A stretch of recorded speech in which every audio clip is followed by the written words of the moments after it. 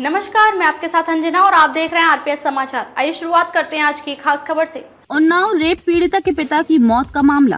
कुलदीप सेंगर के अंतरिम जमानत 3 दिन के लिए बढ़ी। दिल्ली उच्च न्यायालय ने शुक्रवार को उन्नाव बलात्कार पीड़िता के पिता की हिरासत में मौत के मामले में 10 साल की जेल की सजा काट रहे भाजपा से निष्कासित नेता कुलदीप सेंगर की अंतरिम जमानत 3 दिन के लिए बढ़ा दी है। न्यायमूर्ति मनोज कुमार ओहरी ने चिकित्सा आधार पर अंतरिम जमानत बढ़ाने की सेंगर की याचिका पर सुनवाई करते हुए मामले को 23 दिसंबर तक के लिए स्थगित कर दिया, क्योंकि उन्हें सूचित किया गया कि उच्च न्यायालय की एक खंडपीठ भी मुख्य उन्नाव बलात्कार मामले में इसी तरह की याचिका पर सुनवाई कर रही है। न्यायाधीश ने कहा सोमवार 23 दिसंबर को फिर से अधिसूचित करे, तब तक अंतरिम जमानत उन्हें पिछली शर्तों पर बढ़ाई जाती है। न्यायमूर्ति ओहरी को सूचित किया गया कि मामला शुक्रवार को खंडपीठ के समक्ष भी सूचीबद्ध है और आदेश की प्रतीक्षा है। न्यायमूर्ति प्रतिभा एम सिंह और न्यायमूर्ति अमित शर्मा की पीठ ने दिन में मुख्य उन्नाव बलात्कार मामले की सुनवाई के दौरान सेंगर के स्वास्थ्य के संबंध में एम्स द्वारा प्रस्तुत मेडिकल रिपोर्ट पर विचार किया और टिप्पणी की कि वह सेंगर की अंतरिम जमानत को 4 सप्ताह तक बढ़ा देगी। एम्स की रिपोर्ट में कहा गया है कि डॉक्टरों की एक टीम द्वारा सेंगर का मूल्यांकन करने के बाद आवश्यक शल्य चिकित्सा की गई थी। सेंगर की ओर से पेश वरिष्ठ वकील ने आवश्यक देखभाल और आगे के उपचार को सुनिश्चित करने के लिए अंतरिम जमानत को 5 महीने तक बढ़ाने की मांग की है। उन्होंने कहा उसे ऐसी जगह पर रखा जाना चाहिए जहां कोई संक्रमण न हो, वे अपनी दृष्टि खो सकता है।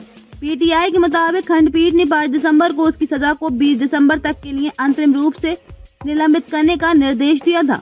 बलात्कार मामले में खंडपीठ द्वारा सेंगर को इसी तरह की राहत दिए जाने को देखते हुए एकल न्यायाधीश ने हिरासत में मौत के मामले में उसकी सजा को 20 दिसंबर तक के लिए निलंबित कर दिया और उसे 10 दिनों की अंतरिम जमानत दी।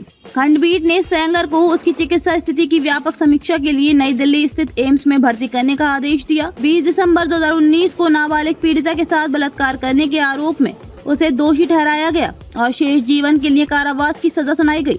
बलात्कार मामले में ट्रायल कोर्ट के फैसले को चुनौती देने वाली सेंगर की अपील हाई कोर्ट में लंबित है। उसने बलात्कार मामले में उसे दोषी ठहराने वाले 16 दिसंबर 2019 के ट्रायल कोर्ट के फैसले को रद्द करने की मांग की है। सेंगर ने बलात्कार मामले में सजा के आदेश को भी रद्द करने की मांग की। गौरतलब है कि साल 2017 में नाबालिग लड़की का अपहरण कर उसके साथ बलात्कार किया गया था।